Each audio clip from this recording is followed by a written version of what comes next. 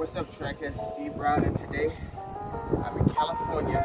Like I said, in California. Last time y'all saw me, I was in Houston, but now I'm in California. I just finished a nice workout in this cold, breezy, beautiful environment. I did 300, 300, 200, 200 with 8 minutes rest. As you can see, I'm still tired. The day after Christmas, I hope you had a happy holidays. This is not just my intro, it's also my outro. I'm tired. So when you see this workout, you know why. But I say all that to say I hope you had a happy holidays, a Merry Christmas, Kwanzaa, Hanukkah, the whole nine. I hope y'all enjoyed the video. You're gonna see the lactic poop up in my legs. And with that being said, I'm out. I got some rest to do. I got some recovery to do. I hope y'all enjoyed the video. Let's get around with Track Kids. Peace. Oh, you gotta love those 300s. So here I am in California, guys. On my first rep, I push out really hard. If I remember this day correctly, the back stretch was so hard to push out of, man. You know, there was so much wind. And this is the day after Christmas, so I'm really trying to push out hard. Trying to establish my rhythm for the rest of the race. Cool fun fact about this particular rep is that I felt really strong doing these 300s. I didn't feel fast, but I felt really strong. Because when I hit the home stretch, I just feel like I'm still able to turn over. I'm not feeling too tired. You know, I'm feeling kind of heavy still. We just finished traveling to California, but you know, I was able to finish pretty well. Not all over the place. Even in my second rep, I didn't feel too bad. You know, the back stretch was still, like I said, pretty windy.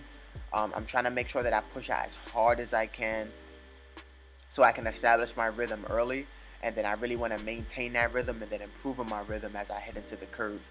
So once I start heading into the curve, as you look at the flags waving, you can see like a lot of that wind is resisted against me from the back straight to the curve. As I start to make my way to the straightaway, I know it's going to push me to the finish line. And my only goal is to make sure that I stay tall, stay upright. I keep my turnover and my legs under me. And I make sure that I finish not to the line, but through the line. That's very important. And you see the soccer ball tried to take me out, but I was glad I was able to finish. So in this next rep, I decided to run two 200s as well. So with the 200s, at this point, my legs are lactic acid filled. They are lactate filled. And I push out, but I'm tired. I'm so tired. So I really try to, you know, run the 200 to the best of my ability. I'm running into the wind. So that is not fun, but you know, you still have to get the workout in, and you still have to make that effort so that you know, you can be successful when it's time to come into your meets and stuff. So you know, I'm pushing through, trying to maintain my turnover, trying to maintain my breathing, trying to not let the fatigue affect my body too much as I'm running towards the finish line. And I finish right about now. I raise my hand to get the time.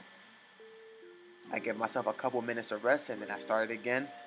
Trying to get my mind right, trying to get started.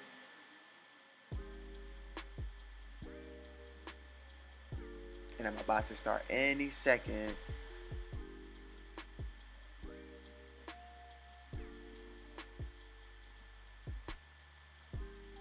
Yep, I raised my hand and now it's time to get started.